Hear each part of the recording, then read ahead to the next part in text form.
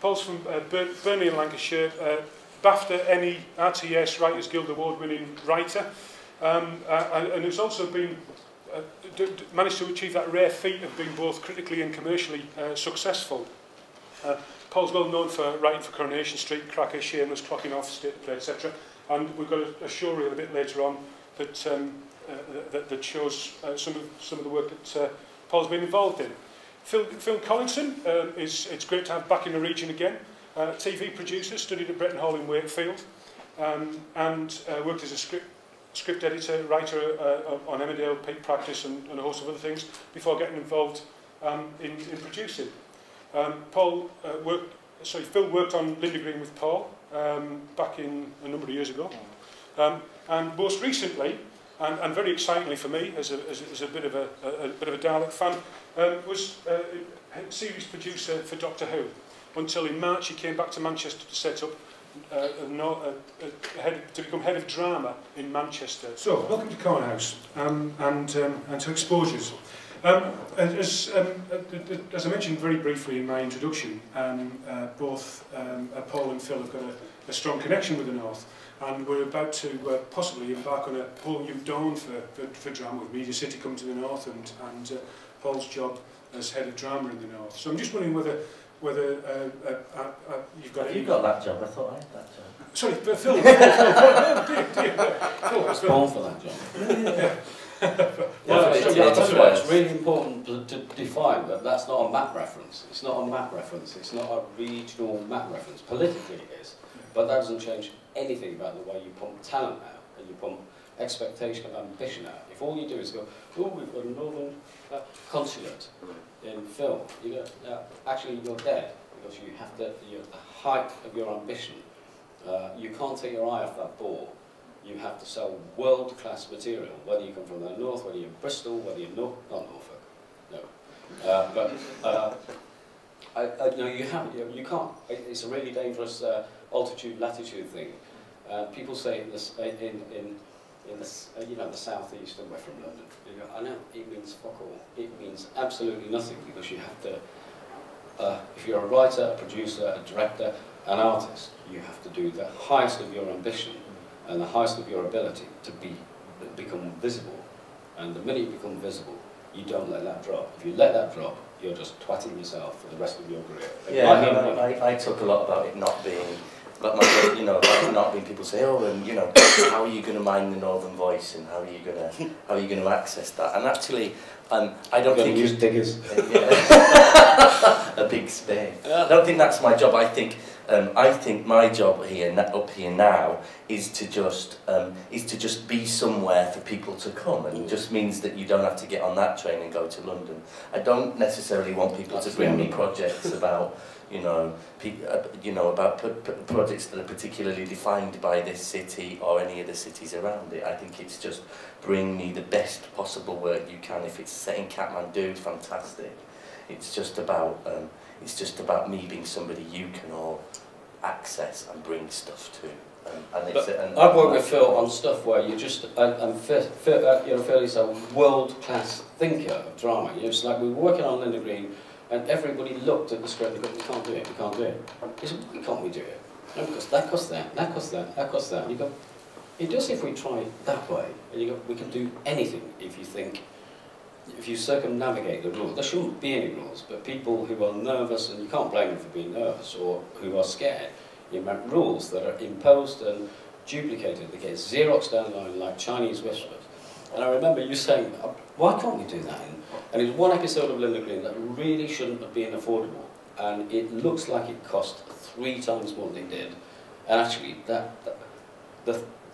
headspace cost nothing. It cost nothing. And you will find Nicola Schindler, and that's a tough call. Right? And Nicola Schindler, when Nicola Schindler says, we can't afford it, you'd expect experience to be, the guardian on that, except you knew that you could just circumnavigate that and go, well, let's have a bash and find out how. Yeah. I love that episode. I could talk about that just that one molecule for ages, but somebody else has a mic. Yeah. I was just going to say, the fact that you are more accessible, do you think that's going to create more opportunities for people who are based in the region? Well, I hope so. I mean, when we 5 years ago, I turned up in Cardiff, and it was an October day, and I always remember it. I got off the train, and I turned up and I went to BBC headquarters in Cardiff. Now, they had not had a returning drama series since, you're all far too young to remember this, but Nerys Hughes used to do a series where she was a district nurse, and she rode around the valleys on a bike and delivered babies and all of that. In about 1979, I think it finished, and they had not had a recommissioned series since then. There were lots of brilliant people who've been doing, you know, there was a brilliant Welsh language show on that was on BBC One Wales, but never made it to the network, and it's a fantastic show. S4C were doing all kinds of wonderful work that's been shown, that's won awards, and, you know, Pre-Italia Awards, that's won international Emmys, but was never on network television. So there were lots of brilliant people there, but there was no focus for them. There was nothing particularly. It sounds really wordy, but I don't mean it to. There was nothing really for them to feel proud about in terms of their television heritage in that sense. And what I watched happen across 4 years, well, even within the first year of Doctor Who, really, and within after the transmission of the first series and it becoming such a big hit, just galvanised that filmmaking community there. And just meant that people's confidence grew, that you had writers, that you had directors, that you had DOPs, you had people who did makeup, hair, all those technicians, all the people who make up an industry in a city, just coming together across one project, that then became 2 projects when Torchwood came along, that then became 3 with Sarah Jane. So it was just, I think it's incredibly important that a city has a focus and a centre, and I hope I can become that, or the department that we're making can become that in some way, shape or form. But I think the thing you did in Cardiff, like one thing, and there's a really dangerous little piece of grammar that goes with any region, and the Cardiff thing. What the Cardiff people have done now is gone, we can make anything. We do anything and the heritage is in your spirit.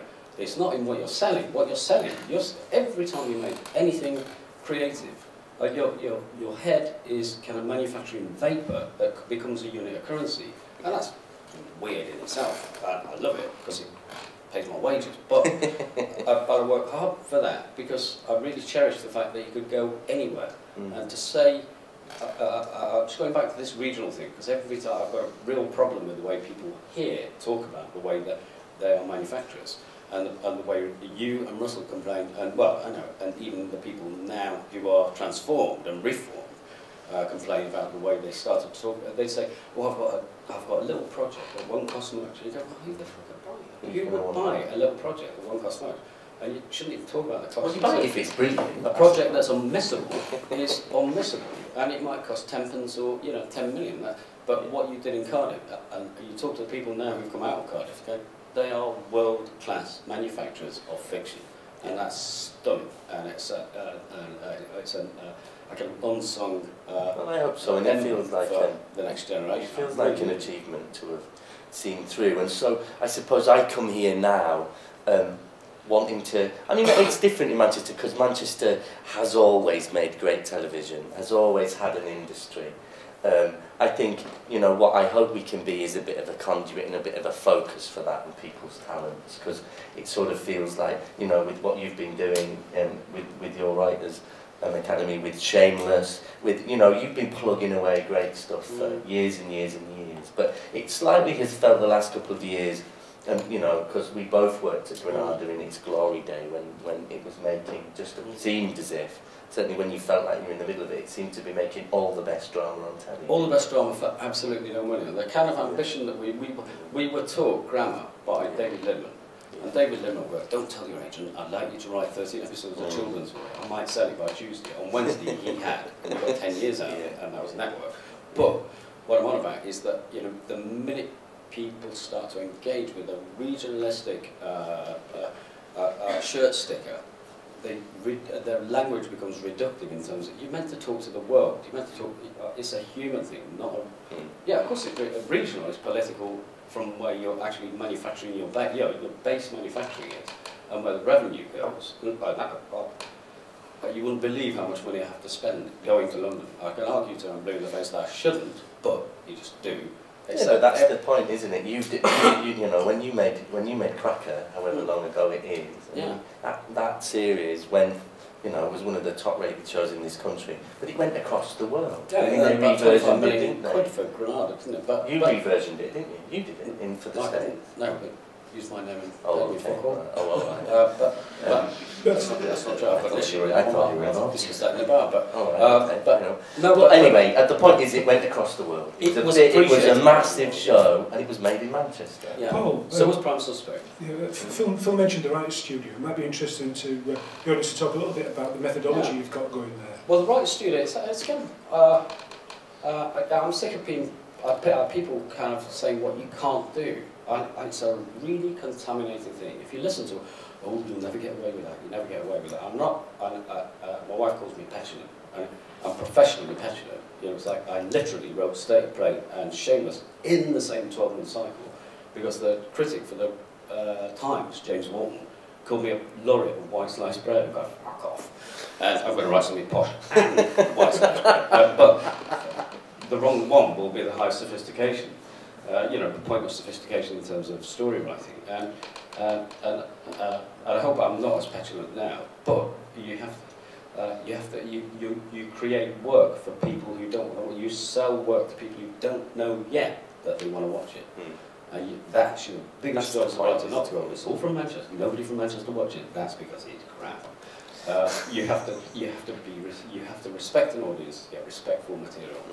And I love what you did on Doctor Who, and I love it that Phil came to Manchester of all people, because I know what jobs you were offered everywhere else. I know, yeah, I do. No, I do. I've got a list. And no, but Phil's done that for a reason. I stay for a reason, and that's not sentimental. It's political, but hardcore, because Prime Suspect, Cracker, Vandergold, Reckless, Children's War, all that stuff we worked on, Revelations, and that. We got stacks of enthusiasm and experimentation on that stuff for no more money than it cost. Spring Hill, right? No, I don't. It's not my CV. The thing about the Writers' Studio, I haven't been there. It's a really exciting. Yeah, it's an exciting place to be, and it's also something that you're making quite a considerable investment in new talent. Yeah. So I think it's an interesting. I've mentored about 10 writers. I mean, and it's not public thing. You just kind of find. I don't know how they happen. Or how we link up, but I can afford about 10 a year, or have been able to, for the last 15 years. And because everybody bitches about the quality of talent, and producers and writers and stuff like that, and nobody does anything like that. They'll do it signally. You know, they'll give you version. Well, we have the writers' room. You go, I know, but you have to train people to be hardcore, high ambition. And the Writers' Studio that we've got now is about trying to. I hate the fact that Britain hasn't yet been able to manufacture a high adult syntax piece of drama across 22 episodes. Because everybody thinks it will cost the earth. And we go, well, what if it can't? What if it can't cost the earth? And I think we've gone the wrong way with drama by going high spectacle and high concept, and which always means a reductive drama. It just does, because you end up painting it with a 5-inch brush. And I wish we could write people better in this country, like the Americans have done. For 50 years and got away with it so successfully and become absolute experts at that kind of stuff. And the Writers' Studio is principally to do stuff that the industry won't let us do at the moment. So you've got to pay for it, and it costs a fortune. You pay for it to prove that you can do it before they'll spot that it's available. I think that's fair. Yeah, it's also the idea of getting a team of writers together to work on something collectively, which I think is also concerned. Yeah, and writers, because we've got such a small pool of writers in Britain, and we found that on Linda Green, it's like anything like Shameless. You're trawling around for writers, and it's really not fair that there are so few. I mean, it's not. I don't mean it's their fault. I think people in this industry in Britain are so tight-fisted. The minute they get in, it's such a brilliant place. I love this job. It's the best job in the world. And the minute certain people get in, they shut the door behind them. You go, well, Stephen Fry once said, if you meet anybody more talented than you, pay their wages because they're your future. Yeah. And if you don't, you have no place. You kind of lose your spot.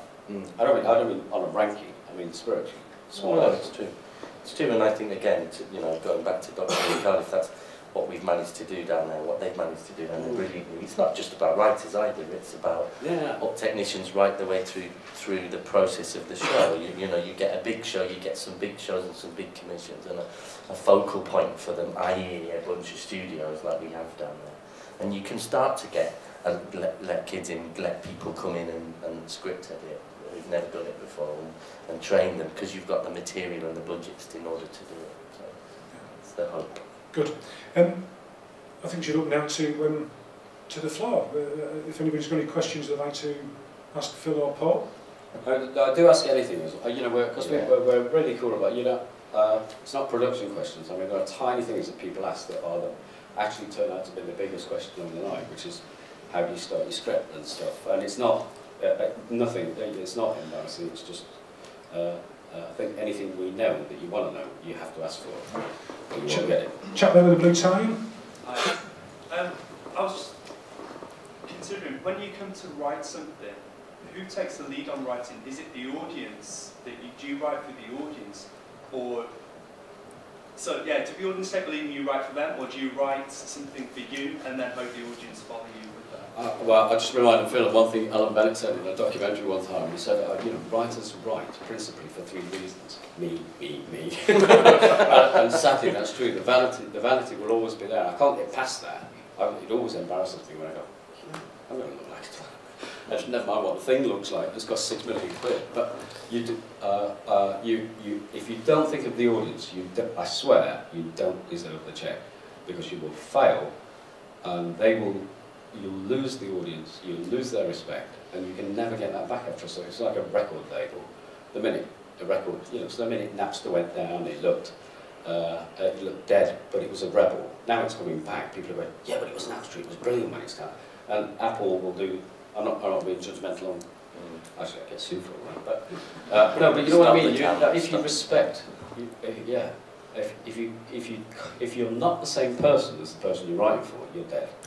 Creatively, you can earn money, but don't deserve to. And yet, I think as well, because I come at it from a different angle to Paul, I suppose, as a former script editor, and when you're a producer, you're always kind of a script editor in a way. You're always the conduit between the writer and getting it made up, in many ways. And I think one of the most important things I always try and say to writers, and I learned this after many years and lots of hard meetings, is if you're getting notes from people as a writer, you've got to believe what you're being asked to do at the same time. You can't just, absolutely got to know. You've got to write for you at the same time. Yeah. You've got to believe and want it. That's critical what you said, and I think the thing I remember most about your style of script editing was that you took the writer where they wanted to go and delivered to the producer what they were paying for. And that's you can't not do that, otherwise you end up writing for yourself, and that's just masturbation. I'm sure across your careers you'll find there's a bit of there's a certain kind of script editor, and they're all out there, and we've all worked with them and for them, and maybe at some point I was one.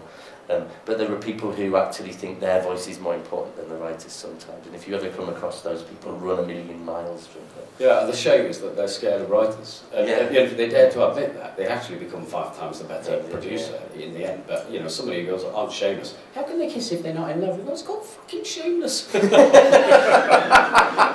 someone really said that to you? It's a trouble, isn't it? Fantastic. No, but it's so shocking. But she's not a stupid woman. She was scared, and she imposed rules. And you can see and the minute you impose rules, you have to live by them. You go, well, then you cripple your own. I'm not saying there are no rules. The rules are, you've got to deserve what you write. Every page costs about £10,000 to make. Jeez, actually, the first time I ever said that, I went back a couple of times to see him going, shit, I can't justify 10 grand a page. But that is about what it costs for a high-end drama, a British drama, and probably triple that in the States. But that doesn't mean you've got to respect every syllable. So you've got to, when you loosen up and become human, emotionally intelligent writer, and you're just speaking from not the heart, because the heart, I don't know why I think this, but it's not the heart, it's the spleen. And when you speak from the spleen and you're splenetic, you're giving the audience something they didn't know they wanted, they haven't asked for, but they paid for ultimately before they ever sat down. And that's your job. to take them somewhere they didn't know they wanted to go. It really is a high demand on your job. It's a tough trick to pull off. Yeah, but not. I mean, the more you do it, the better you get, and actually, the more you respect the audience. Another question from the audience. Haven't time. My daughter says I talk too much. So, chap there with black t-shirt on? You seem to be saying that the importance of producing drama in Manchester or the Northwest is not to produce regional drama, but produce drama for wider audience, because we live in a more global television marketplace, etc. today. But do you think it's just, I mean, over the last few years, Paul, I mean, you produced a lot of drama which has promoted Mancunian voices, you know, the Northwest. So I didn't mean spiritually. I meant you know, if you, I get loads of male 25-year-old writers who go, I just want to write about 25-year-old mates, and you go, fine. If you can't write about a middle-aged, middle-class, pregnant dentist with the same vocabulary, then I don't want to talk to you. And they go, well, but it's not the same. You go, it is. It's used differently. Yeah, just emotional honesty is the key to that. And when you write about Manchester, if you talk about Manchester, why would anybody in Bristol want to watch a promotional film about Manchester? You promote Manchester, but you don't let anybody see that. You slide that under the radar. And Shameless was a real case in point where you go, who'd want to watch a council estate? We don't even want to watch it on diverse reports. We turn it off. Or, you know, a Newsnight, the minute you get one on poverty, everybody switches over to watch a fucking Iceland commercial. But, and that's true, it's really sadly true. So you have to find a way of not making them spot that. You have a job to do as a creative before you've got a job to do as a community, as a poll taxpayer. You know what I mean? It's just, you've got a world-class job to do. Yeah, it's right about Manchester if that's what you want to write about, and brilliant, or write about, you know, Liverpool or Leeds or wherever, but in a way that everyone's going to watch. That's the ambition that you've got to have.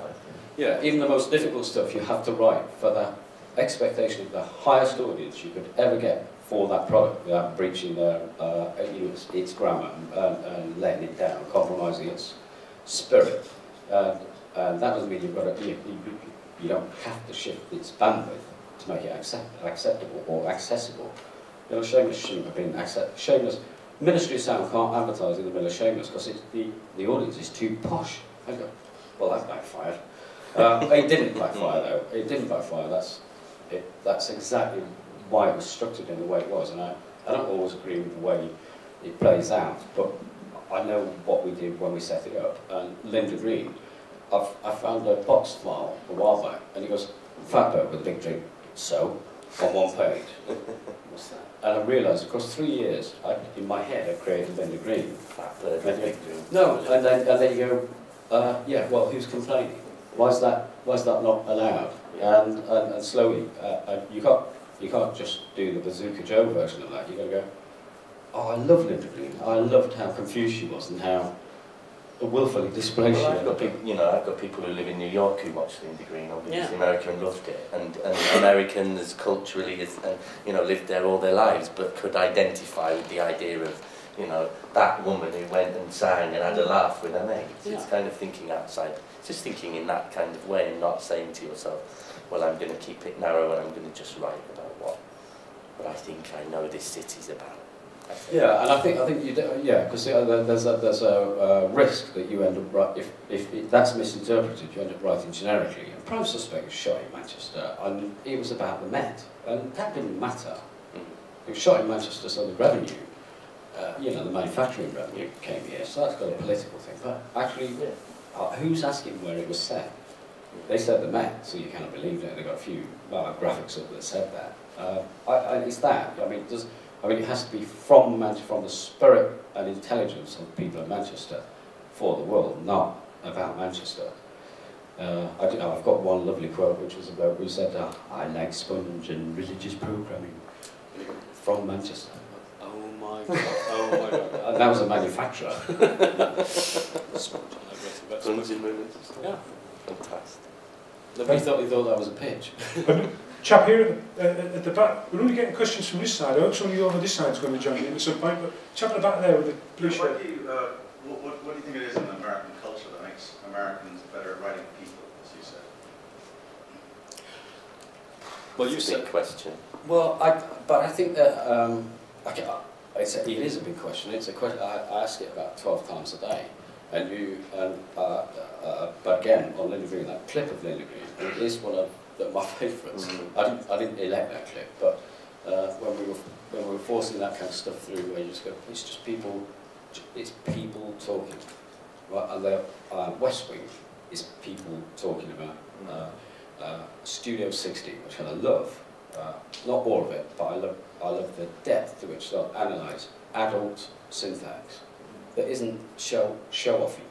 You know, in the bill, maybe not these days, I've said it too many times in it, because I think they've done a fantastic job of reforming the bill, but anybody who owns the council house door will say, what do you want? She might be a graduate in fucking anthropology, you know, it's like, and still be impoverished, still be like, you know, it's not, that she might be dressed in Versace and Louis Vuitton, you know, no, they're bags, aren't they? I mean, it's interesting because, I mean, you contradict me if you want, but I think there is, you have got to accept that there is a bit more money spent on American telly. 3.2 million per ep. And so they do have a different system towards, and I think a lot of people across a lot of years have tried to find a way of doing that cheaply in this, or more cheaply in this country, because we just don't have the same kind of budgets they've got. And there are shows over there that have, there aren't, I mean, and put your fingers in your ears now, but there aren't many people like Paul or Russell or Debbie Horsfield, you know, those single-authored voices who are able to just write in the way that constantly surprises you. There aren't many people like that. Except that I don't think there are many producers who think like you do, who know that if you talk like that and you say certain things to certain grade of writers, that you can't induce that. I mean, yeah, honestly, I don't think writing's teachable. You've got to be, you know, you can't teach writing. You can teach writing prose, you can teach quality, and you can teach ambition. But it costs nothing to change the language of a script, and I think we're locked into a reductive, nearly puerile syntax, and you know, like the heartbeat stuff, where I look at heartbeat and go, it gets 11 million. Why does that only get 5? You know, well, why can't we make it look like heartbeat and do Valley of the Dolls at the same time, sneak that under the radar? Yeah. No, I do agree, I agree with you, but in terms of, I completely agree with you, and that's what we've all got to strive for, I suppose. But there is something to be said for the amount they spend on their writing teams, and the fact they can have teams of people in rooms. The sort of thing you're doing. Well, on ER, and I've been working with John Wells because he's picked up Shameless. He's doing Shameless for HBO. But on ER, they pay their writers about $500,000 just to sit down at a table before they pay script fees. And they go, well, right, we never in a million years to find the money to do that. And but all he's doing ultimately is changing the way they think, and the headspace costs nothing. Yeah.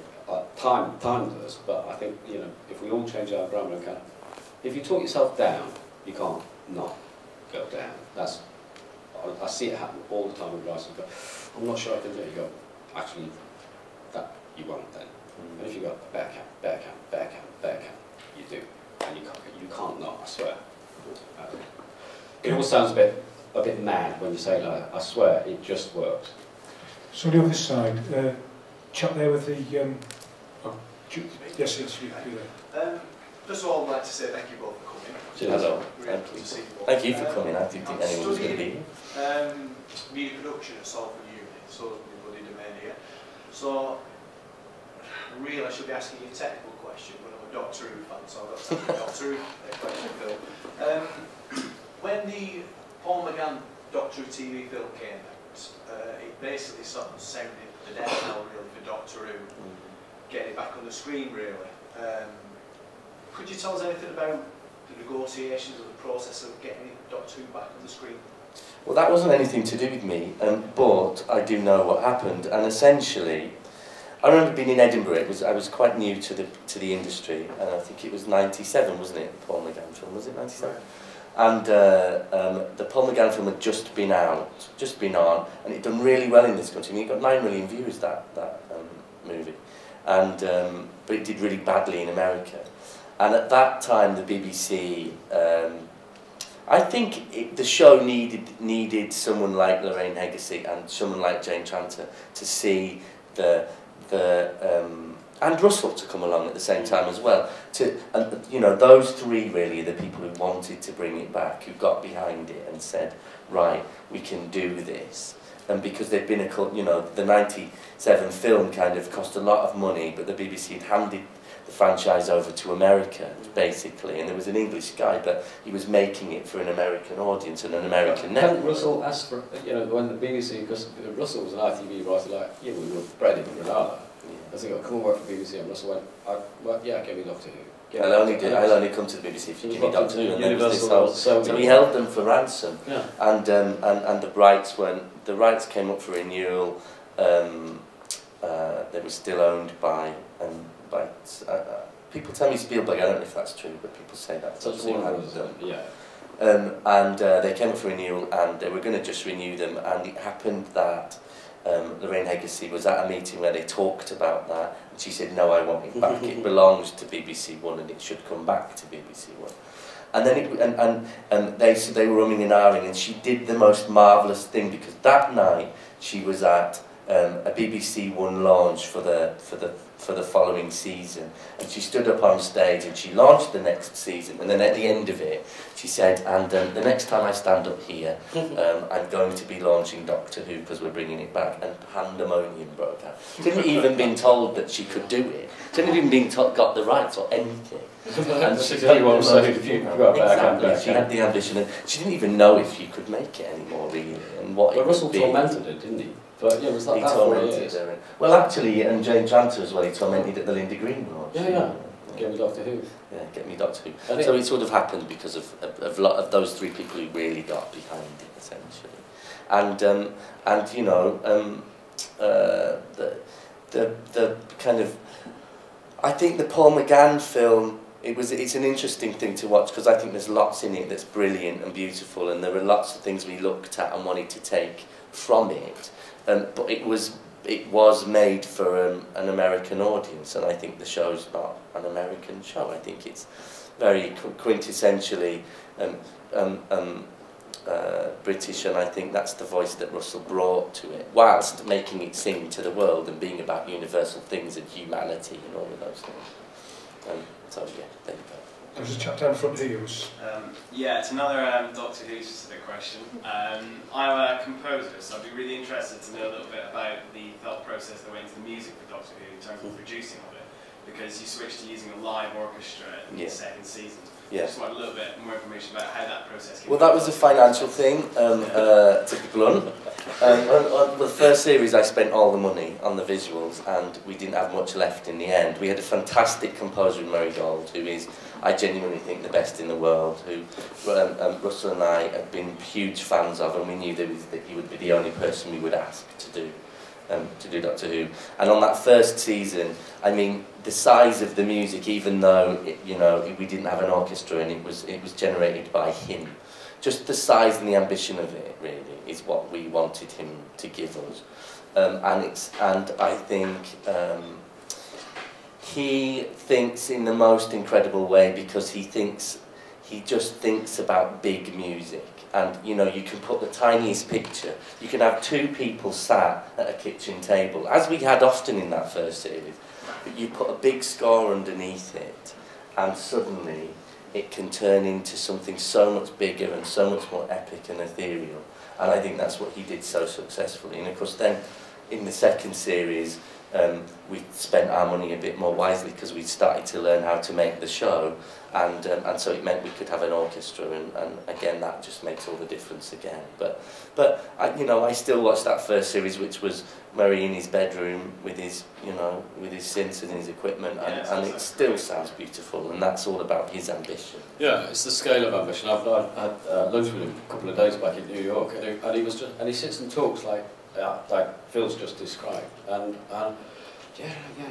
his language is just, I don't mean off beam and mad. I mean, he jumps off a cliff without knowing where he's going to land, and you go, that's all it is. And every time you do that, you grow.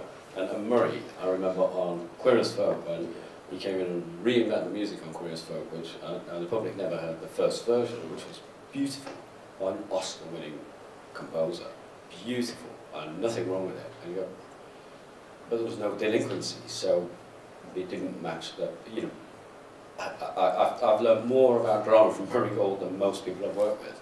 And you have a death scene, you go, and it takes you to the next bit because you can't wait for that. And it's really impressive. It's amazing, but again, it comes back down to the ambition that you have as a program maker, or as well, and as a writer. And Russell, as you know, is executive producer as well of Doctor Who, and I think that's a role you've taken on your stuff. Yeah, I've done that for about 15 years, and it doesn't mean you're in charge and you boss people around. You know, if 3 people think something and I don't, I really wouldn't be rude enough to stamp them down. You've got to take consensus. But if they dare to say you can't even have a go at proving your point, that's when you fight them. Yeah. And they don't. Nobody should be able to do that if it's not costing money. I think we've got time for one more, and there's a lady there with glasses on. Yeah. Yeah, it's not about Doctor Who this one. Thank you. Okay. I just wonder if you can say something about people saying, nah, that's not a BBC project, that's an ITV project. And you're talking about this idea that if you're writing you like the best, that you can, what is that about? I don't know, and they learn their language from their, they learn their language from controllers and VGs and people like that. And I think it's a really dangerous thing to say. And I've always thought that, and in fact I had a conversation this week with 3 commissioners. And it's quite a hard conversation to have because they want to adopt an identity. Channels say things like, we're not doing any more police shows. This channel will not do any more police shows. Why not? They don't work for us. No, crap ones down. If you actually said, we are only taking blisteringly world-class police shows for this budget, which is nothing, it gives a ring when you've got one. They get them. If they dared to speak like that, I swear they get them. And when you say to a writer, again but better, it's 3 words, and you end up, out of politeness, typing 10 pages to say the same thing carefully. But sometimes that means you trust them to know that you know they can go better. I think I mean I've worked across both channels. I've never worked for Channel 4 actually, but I've worked across both ITV and BBC. And I think at the time I was working at ITV, I produced Peak Practice there for a couple of years, which is a show that I loved and I think is missed. I think at the same time then I went off and produced the same show that you saw a bit of there. There was a medical drama, but we set it in the 50s. It's the same show. You know, I think Cracker is out of the same mould as you know, kind of Waking the Dead in terms of being that really brilliant, high-class, high-end way of accessing. No, that's quite, I dispute that one. Don't Waking the Dead's the first one on the casting. Well, all right. But I think that what you're saying is the Xeroxing, the copying instinct. You don't have to copy, just do it better. And it's like anything. Peak Practice did high school, and then they do 5 more like it. You go, I don't like it, but you could do Twin Peaks was like Crossroads if you study it under a certain. No. Right. No, it's a static framework of it. It's a social organism, and you go, all you did was watch the same people circulate and go back to 0 each time, and as you watch one strand articulate itself across a story arc, and architecturally that's all it is. But look, the difference is huge. Yes. I'm afraid we're going to have to finish there, particularly on that image of Twin Peaks being like Crossroads. That's going to live with me for a very long time. I remember the titles theme from Crossroads. I thought that was Ennamedale. We've got another event starting soon, so I'd really like to thank Phil and Paul for sharing the afternoon with us, and if you'd like to join us, then say thank you.